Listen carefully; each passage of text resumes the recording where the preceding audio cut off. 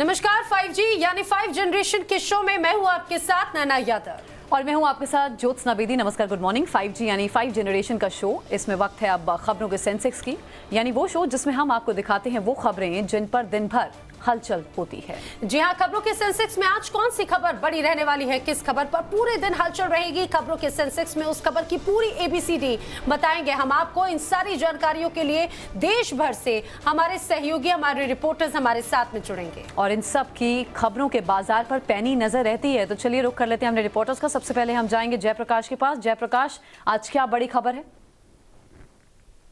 देखिए, छत्तीसगढ़ में बड़ी खबर यही है कि छत्तीसगढ़ के सुकमा जिले के मिर्जापल्ली इलाके में जो है CRPF जवान ने अपने ही साथियों पर फायरिंग की, जिस फायरिंग में जो है 4 जवान शहीद हो गए हैं और 3 जवान घायल हो गए हैं। हालांकि जो 3 जवान घायल हुए हैं वो खतरे से बाहर बताए जा रहे हैं, उन्हें हॉस्पिटल में भर्ती कराया गया है। लेकिन जो सुबह 4 बजे के लगभग की ये घटना है CRPF के 50वीं बटालियन की। तो लिंगियापल्ली का ये पूरा इलाका, यहाँ CRPF जवानों के बीच में, 2 CRPF जवानों के बीच में आपस में किसी बात को लेकर बहस हुई और बहस इतनी तगड़ी हो गई कि विवाद की स्थिति बन गई और CRPF जवान ने अपनी राइफल से जो है ताबड़तोड़ फायरिंग कर दी। इस फायरिंग में जो है 4 जवानों के शहीद होने की खबर आ रही है कि 4 जवानों की मौत हो गई है और जो 3 जवान थे, 3 जवान घायल हो गए। फिलहाल उन्हें हॉस्पिटल में भर्ती कराया गया है, जहाँ जो है उनकी हालत खतरे से बाहर बताई जा रही है। लेकिन कहीं न कहीं जो लगातार ये जानकारी आती है कि CRPF के जवान जो है अंदरूनी इलाकों में रहते हैं, गश्त करते हैं, आरोपी पार्टी के रूप में जाते हैं। तो कहीं न कहीं इस बात को लेकर उनकी बात हो रही थी और जो जवान था, जो जानकारी आ रही है कि जवान काफी डिप्रेशन में था, पारिवारिक तनाव से गुजर रहा था और इसी बात को लेकर जो है दोनों जवान के बीच में सुबह 4 बजे के लगभग किसी बात को बहस हुई और वो बहस इतनी तगड़ी हो गई कि उसने फायरिंग कर दी आवेश में आके। हालांकि CRPF के जो आला अधिकारी हैं, उनका यही कहना है कि फिलहाल जवान को जो है अरेस्ट कर लिया गया है, उससे पूछताछ की जा रही है। लेकिन कहीं न कहीं बड़ी लापरवाही है, क्योंकि जवानों को संयमित रहने की जरूरत है। जवानों के हाथ में AK-47, AK-56 जैसे जो तमाम राइफल्स रहते हैं, जो सुरक्षा के लिए रहते हैं, वो जवान जो है अंदरूनी इलाकों में जाते हैं, नक्सलियों के साथ भी वो जो है लड़ाई लड़ते हैं। लेकिन अगर वो संयमित न रहे और इस तरह से जो है घटना करते, तो कहीं न कहीं ये जो है दिखाता है कि CRPF जवानों में किस तरह से अनुशासनहीनता बढ़ती जा रही है, क्योंकि ये कोई पहला मामला नहीं है। बिल्कुल जयप्रकाश, यही एक हैरान करने वाली बात भी है कि ये कोई पहला मामला नहीं है। इसके अलावा और ये भी बहुत महत्वपूर्ण हो जाता है कि इस तरह के मामलों की पुनरावृत्ति क्यों बार बार हो रही है, इस पर भी ध्यान जरूर देना चाहिए। रुक कर लेते हैं हमारे अगले सहयोगी प्रदीप दत्ता इस समय हमारे साथ में है। प्रदीप, आज आपके लिहाज से खबरों के सेंसेक्स में कौन सी खबर अप रह सकती है? देखिए, एक बार फिर से कश्मीर में टारगेटेड किलिंग का दौर शुरू हो गया है। कल देर शाम पुलिसकर्मी तौसीफ अहमद 29 वर्षीय, उनको मार दिया गया जब अपने घर के बाहर SG कॉलोनी, जो कि बटामालू एरिया है, वो श्रीनगर आउटस्कर्ट्स में, वो खड़े हुए थे और उनके पास कोई आमदन एम्यूनिशन भी नहीं था, निहत्थे थे। एक बार फिर से कायराना हरकत पाकिस्तान के इन आतंकवादियों की तरफ से। देखिए, आप एक शिफ्ट देखेंगे एक टेररिज्म में।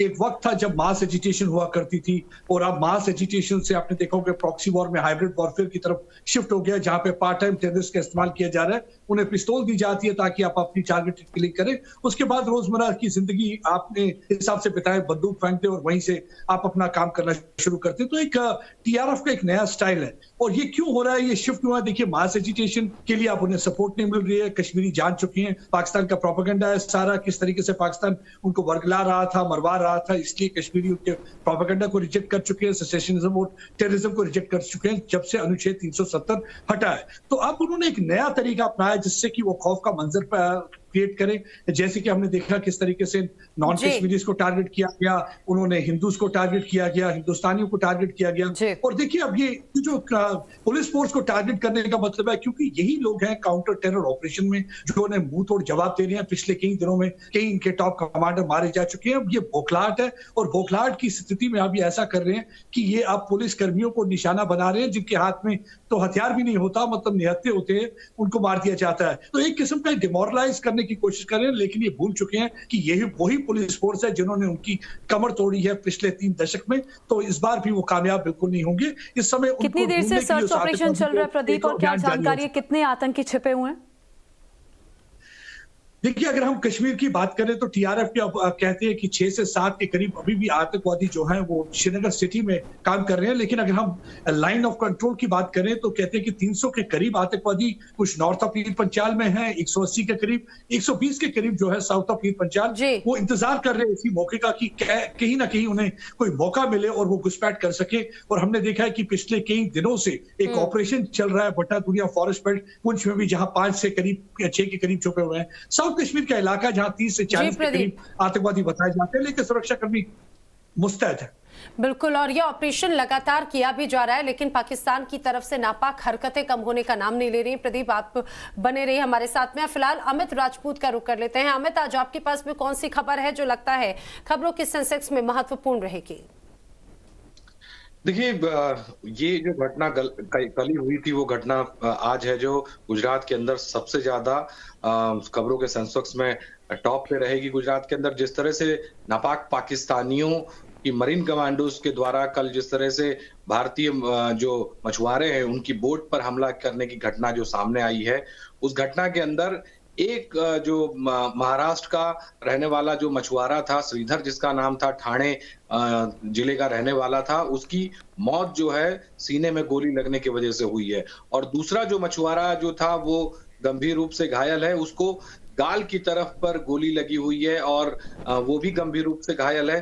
जिस तरह से कल बातचीत हुई और मछुआरों की तरफ से बातचीत की गई और जो जलपरी बोट के जो मालिक थे उनकी तरफ से भी ये स्पष्ट किया गया कि भारतीय जल सीमा के अंदर ये मछुआरे जो है वो मछली पकड़ रहे थे। उसी दौरान सुबह तकरीबन 3 से 4 बजे के बीच में ये पाकिस्तानी कमांडोज की जो टीम है, मरीन कमांडोज की, वो आती है, अंधाधुंध गोलीबारी करती है और ये मछुआरे वहां से जान बचाने के लिए वहां से बाहर निकल के अपनी जो बोट है वो और आगे बढ़ा के आते। तो इस तरह की नापाक हरकत लगातार ये सवाल खड़े हो रहे हैं और सूत्रों के हवाले से जो खबर मिली है, भारत डिप्लोमेटिक स्तर पे भी इस मुद्दे को उठाएगा क्योंकि ये एक गंभीर घटना है। भारतीय जल सीमा में जब मछुआरे मछली पकड़ रहे थे तो उस दौरान ये पाकिस्तानी मरीन कमांडो की छटपटाहट और उनके नापाक इरादे हैं वो फिर से एक बार सामने आए हैं। जी बिल्कुल, तो बेशक कश्मीर घाटी में देखिए पाकिस्तान से जुड़े आतंकियों का सफाया करना हो लगातार जारी है। वहीं दूसरी तरफ अब जिस हरकत को अंजाम यहां दिया गया, देखिए पाक फायरिंग में मछुआरे की मौत हो गई है।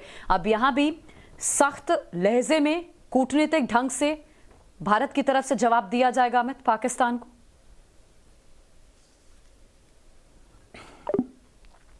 हमें तक लगता है हमारी आवाज नहीं पहुंच रही है। हमारे बाकी रिपोर्टर्स भी हमारे साथ हैं। मुंबई चलते हैं अब हम। शिवानी वहां से मेरी सहयोगी है। शिवानी, आज मुंबई में बहुत हलचल रहने वाली है, बड़ी खबर आज क्या रहेगी खबरों के सेंसेक्स के लिहाज से? देखिए, सबसे पहले एनसीबी द्वारा गठित जो एसआईटी की टीम है, आज से उनका जो एक्शन प्लान है वो शुरू होने वाला है। कल ही के दिन हमने देखा था कि किस तरह से अरबाज, आर्यन, अचित को बुलाया गया था। हालांकि आर्यन ने जो समन था वो स्किप किया, लेकिन उन्होंने दोबारा नई डेट मांगी है। आज की अगर बात की जाए तो एनसीबी की जो टीम है एसआईटी की, वो सभी लोगों को समन करने वाली है, तलब करने वाली है स्टेटमेंट्स रिकॉर्ड करने के लिए, जो कि अब तक इस पूरे मामले में विटनेस बनते नजर आए थे। वो सैम डिसूजा भी हैं, सुनील पाटिल भी हैं, साथ ही साथ प्रभाकर सैल भी हैं। इन सभी के स्टेटमेंट जैसे ही मीडिया प्लेटफॉर्म पर आए थे, नए नए एंगल, नई नई थ्योरीज सामने आ रही थी, जिस पर एनसीबी पर सवाल लगे थे, इन्वेस्टिगेशन पर सवाल उठे थे। तो इन सभी के स्टेटमेंट्स रिकॉर्ड किए जाएंगे, इन सभी को समन्स भेजे जाएंगे। साथ ही साथ पूजा ददलानी को भी समन जाएगा, जिनका भी स्टेटमेंट रिकॉर्ड किया जाएगा। अहम बात आज की ये होगी कि एसआईटी की जो टीम है मुंबई पुलिस के आला अधिकारियों से भी मिल सकती है, साथ ही साथ उन स्पॉट्स पर भी विजिट कर सकती है जहां पर मनी एक्सटॉर्शन का जो पूरा मामला था वो उस पूरे प्रकरण ने जगह बनाई थी, यानी कि जहां पर गोसावी और पूजा ददलानी मिले थे, ऐसी जो हलचल थी इरियाना होटल के बाहर, इन सारी जगहों पर जो एसआईटी की टीम है वो विजिट करेगी, जिससे कि मौके का जायजा मिल सके, वक्त का जायजा मिल सके। कह सकते हैं कि एसआईटी की टीम जो है वो सीसीटीवी फुटेजेस और कॉल रिकॉर्डिंग को लेकर भी नई जानकारी आज साझा कर सकती है। बिल्कुल, और ये तमाम बड़ी खबरें हैं जिन पर नजर रहने वाली है। रविकांत राय भी मेरे सहयोगी मेरे साथ में है। रविकांत, आज आपके लिहाज से कौन सी खबरों के सेंसेक्स में महत्वपूर्ण रहेगी?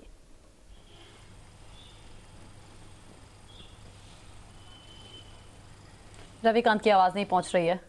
महाराष्ट्र और पंढरपुर के लोगों को एक बड़ी सौगात देने जा रहे हैं। सबसे महत्वपूर्ण बात यह है कि 7,500 करोड़ की जो परियोजना है उसको आज महाराष्ट्र और पंढरपुर के लोगों को समर्पित करने वाले हैं। इस कार्यक्रम में केंद्रीय सड़क एवं परिवहन मंत्री नितिन गडकरी और महाराष्ट्र के मुख्यमंत्री उद्धव ठाकरे भी मौजूद रहने वाले हैं। संत तुकाराम पालकी मार्ग है उसके चौड़ीकरण को मंजूरी दी गई है। इसके साथ ही जो श्रद्धालु वहां पर आते हैं उनको चलने में कोई दिक्कत न हो इसलिए पैदल मार्ग भी सड़क के किनारे बनाए जाएंगे।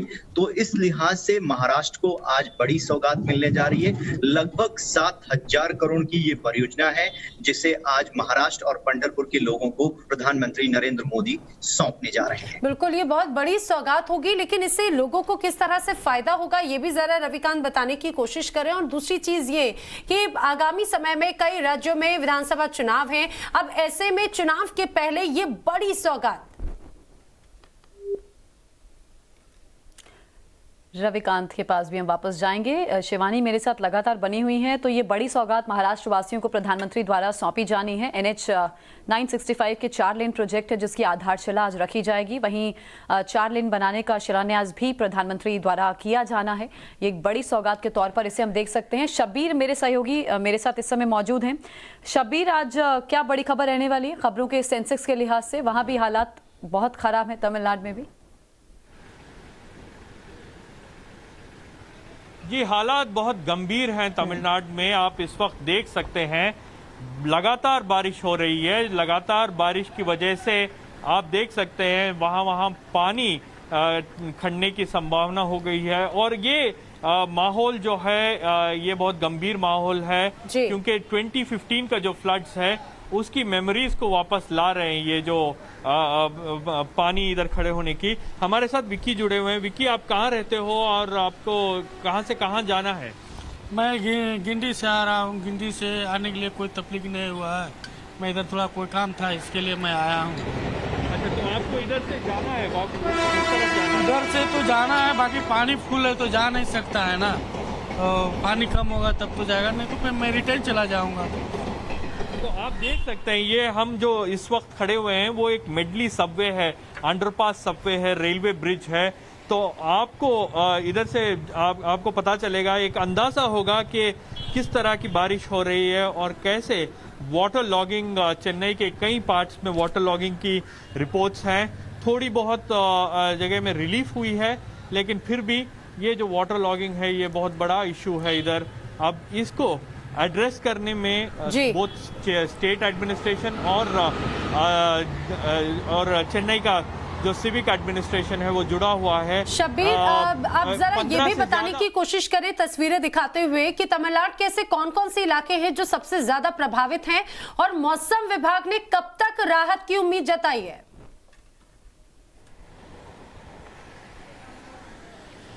अभी IMD का प्रिडिक्शन जो है वो नेक्स्ट 24 आवर्स और 48 आवर्स को लगातार बारिश होने की संभावना है। तो इस बात को लेके यहाँ के जो ऑफिसर्स हैं, यहाँ के जो मुख्यमंत्री हैं, उन्होंने बैक टू बैक मीटिंग्स की है और प्रिपरेशन वर्क जो है वो प्रिपरेशन वर्क करने के लिए ऑर्डर्स दिए गए हैं। और आप देख सकते हैं जो भी एसेंशियल आइटम्स हैं वो एसेंशियल आइटम्स की कोई पाबंदी नहीं है, एसेंशियल आइटम्स मिल रहे हैं। लेकिन एक जगह से दूसरी जगह जाने में थोड़ी तकलीफ हो रही है क्योंकि वहाँ वाटर लॉगिंग हुआ है। कई सारे इलाके, चेन्नई के वेलचेरी इलाके में, टी नगर में, अशोक नगर, के नगर, पल्लीकरनई, ऐसे इलाकों में वाटर लॉगिंग की प्रॉब्लम रिपोर्ट की गई है। और कहीं ना कहीं कई जगह में वाटर लॉगिंग का प्रॉब्लम कम हो गया है। और अथॉरिटीज ये भी बता रहे हैं कि अभी अगर ये बारिश लगातार हो रही है तो वाटर लॉगिंग का जो प्रॉब्लम है वो होगा। ठीक है शब्बीर, आप नजर रखिए, हम आपसे दिन भर अपडेट लेते रहेंगे वहां के मौजूदा हालात को लेकर। अब पंजाब चलते हैं। पंजाब में आज विधानसभा का विशेष सत्र बुलाया गया है। किस लिहाज से मौजूदा परिस्थितियों को देखते हुए अहम है, बताएंगे मेरे सहयोगी गुरप्रीत। गुरप्रीत, आज क्या कुछ बड़ा होने वाला है सदन में? जी बिल्कुल, स्पेशल सेशन बुलाया गया है जो चन्नी गवर्नमेंट के द्वारा, और इसमें जो मेन मुद्दा रखा जाएगा वो बीएसएफ की जुरिडिक्शन को लेके रखा जाएगा। जो 15 किलोमीटर से 50 किलोमीटर तक जुरिडिक्शन किया है उसको लेके जो सेंट्रल गवर्नमेंट ने नोटिफिकेशन किया उसके खिलाफ रेजोल्यूशन लाया जाएगा विधानसभा में। और पहले ये स्पेशल सेशन 1 दिन का था, अब 2 दिन का कर दिया गया है, एक 8 तारीख को और एक 11 को, लेकिन 9 और 10 को उसके बीच में एक छुट्टी होगी।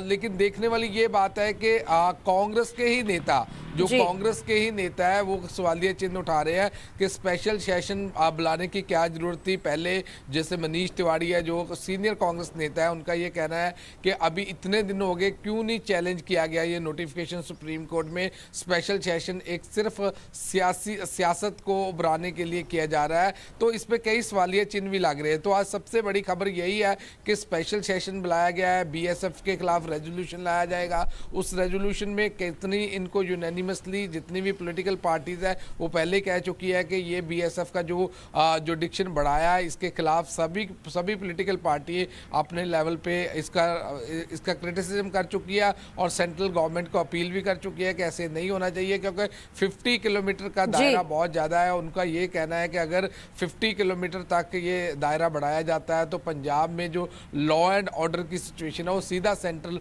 गवर्नमेंट के हाथ में जाती है। तो आज देखने वाली बात यह है कि सेशन में कैसे और क्या क्या प्रतिक्रिया दी जाती है अलग अलग पॉलिटिकल पार्टी के द्वारा। लेकिन जो ये स्पेशल सेशन बुलाया गया है वो सिर्फ एक ही मुद्दे को लेके बुलाया गया, और दूसरा जो मेन मुद्दा है फार्म बिल को लेके है। चरणजीत चन्नी जो मुख्यमंत्री है पंजाब के, उन्होंने कहा था कि फार्म बिल को सेंट्रल गवर्नमेंट ने रिपील नहीं किया और उसके लिए भी वो रेजोल्यूशन लेके आएंगे और दोबारा से अपील करेंगे सेंट्रल गवर्नमेंट को, और वो गवर्नर के थ्रू प्रेसिडेंट ऑफ इंडिया को वो भी रेजोल्यूशन भेजा जाएगा ताकि आने वाले दिनों में ये जो फार्म बिल है वो भी कैंसिल हो सके। तो पिछले काफी समय से इस किसान बिल को लेकर विवाद, नाराजगी देखने को भी मिली है गुरप्रीत, लेकिन चुनावी वक्त में हलचल और हालात दोनों बदल जाते हैं।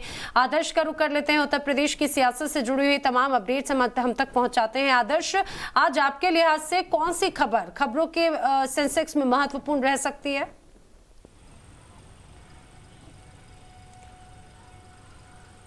देखिए, खबरों के सेंसेक्स में आज यूपी से 2 बड़ी खबरें रहने वाली हैं। पहली खबर यह है कि आज यूपी के मुख्यमंत्री योगी आदित्यनाथ सहारनपुर मंडल के कैराना का दौरा करने वाले हैं। ये वही कैराना है जो 2017 के पहले एक समुदाय विशेष की वजह से, एक आबादी के पलायन करने की वजह से चर्चा में आया था, और आज यहाँ पर 411 करोड़ की कई विकास योजनाओं के शिलान्यास के साथ साथ उन परिवारों से भी मिलेंगे जो पलायन करने के बाद लौटकर वापस आए हैं। तो निश्चित तौर पर मुख्यमंत्री योगी आदित्यनाथ का किसी भी मुस्लिम बाहुल इलाके में जाने का ये पहला महत्वपूर्ण पश्चिमी दौरा है, क्योंकि सहारनपुर मंडल में अकेले 39% मुस्लिम आबादी के लोग रहते हैं, और ऐसे में ये दौरा बेहद महत्वपूर्ण माना जा रहा है यूपी चुनाव के लिहाज से, क्योंकि इससे पहले के जो दौरे रहे हैं वो कहीं न कहीं इस तरीके से नहीं रहे हैं जिस तरीके से महत्वपूर्ण ये दौरा होने वाला है।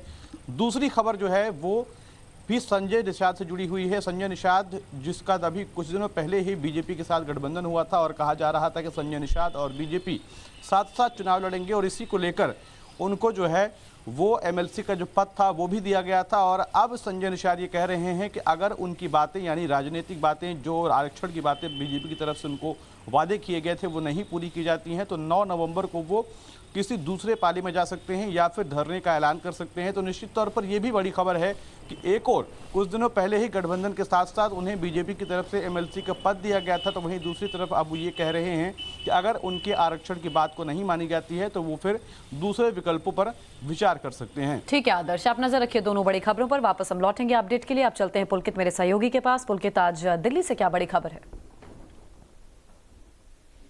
देखिए, दिल्ली के अंदर छठ पूजा को लेकर बीजेपी और आम आदमी पार्टी एक बार फिर से आमने सामने आ गई हैं। छठ पूजा को लेकर राजनीति बहुत ज्यादा गर्मा गई है। जो बीजेपी के सांसद हैं परवेश वर्मा, उनका एक ट्वीट मैं आपको पढ़ के सुनाता हूं, उससे आप अंदाजा लगा पाएंगे कि क्या हालात है छठ पूजा को लेकर और किस तरीके की नीति दिल्ली के अंदर छठ पूजा को लेकर हो रही है। यमुना घाट पर केजरीवाल ने छठ महापर्व मनाने पर रोक लगा दी है। ये कतई मंजूर नहीं है। कल 11 बजे मैं स्वयं पूर्वांचल के भाई बहनों के साथ पूजा स्थल की सफाऊंगा और आरंभ करूंगा। छठ यही होगी। अगर केजरीवाल में हिम्मत है तो रोक कर दिखाए। ये बीजेपी के सांसद परवेश वर्मा का ट्वीट है जी, और इसमें उन्होंने साफ जो दिया गया था उसमें यमुना किनारे छठ पूजा मनाने की इजाजत नहीं है। उसकी वजह साफ है कि एनजीटी इस बात को कई बार साफ कर चुकी है कि यमुना को दूषित नहीं करना, यमुना को, और यही वजह है कि इस ऑर्डर में यमुना किनारे छठ पूजा मनाने की इजाजत नहीं दी गई थी। आवाज भी थोड़ा साफ नहीं आ रही। तो देखिए 4 दिन का ये महापर्व छठ पूजा का ये जो पर्व है, देखिए नहाय काहे के साथ आज से शुरुआत हो गई है। वहीं दूसरी तरफ बीजेपी और आम आदमी पार्टी में भी टकराव देखने को मिल रहा है। यमुना घाट पर छठ पर्व मनाने पर यह टकराव है। दरअसल बीजेपी के जो सांसद है प्रवेश वर्मा, जिनका जिक्र अभी पुलकित भी कर रहे थे, उन्होंने सीएम केजरीवाल को चेतावनी दी है। रोक के बावजूद पर्व मनाने की चेतावनी बीजेपी के सांसद दे रहे हैं। और छठ पर्व को लेकर हालांकि अलग तरह की सियासत भी जरूर नजर आती है, क्योंकि इसके पहले भी हमने देखा था महापर्व छठ को लेकर एक तरह से कहा जाए तो प्रदेश सरकार, दिल्ली सरकार की तरफ से पहले कहा गया कि इसको घाटों पर परमिशन नहीं दी जाएगी महामारी को देखते हुए। हालांकि इसका जब विरोध हुआ तो उसके बाद में प्रदेश सरकार ने अलग रुख लिया और एलजी को एक लेटर भी भेजा था परमिशन के लिए। उसमें इस पूरे मसले पर संज्ञान की बात कही थी। लेकिन अब ये कि जो व्यवस्था की गई है उसमें एक अलग तरह की सियासत जरूर नजर आती है, क्योंकि एक तरफ हमने देखा है दिल्ली में कई जगहों पर यमुना में जिस तरह से अमोनिया का स्तर बढ़ा है, इस वजह से अब पानी काफी ज्यादा प्रदूषित हो चुका है। इसको ध्यान में रखते हुए भी अब ये कहा जा रहा है कई पाबंदियां और नई गाइडलाइंस दिल्ली सरकार की तरफ से बनाई जाएंगी। और चलिए नैना, अब हम आगे बढ़ते हैं खबरों के सेंसेक्स में आगे बढ़ते हुए। अब सेंसेक्स मीटर पर एक नजर डाल लेते हैं। सबसे पहले हम आपको वो खबरें दिखाएंगे जिन खबरों पर अभी हमने अपने सहयोगियों के साथ चर्चा की है। क्रूज ड्रग्स केस में एनसीबी आज एक्शन में नजर आने वाली है। लगा दिन आज पूछताछ का रहेगा।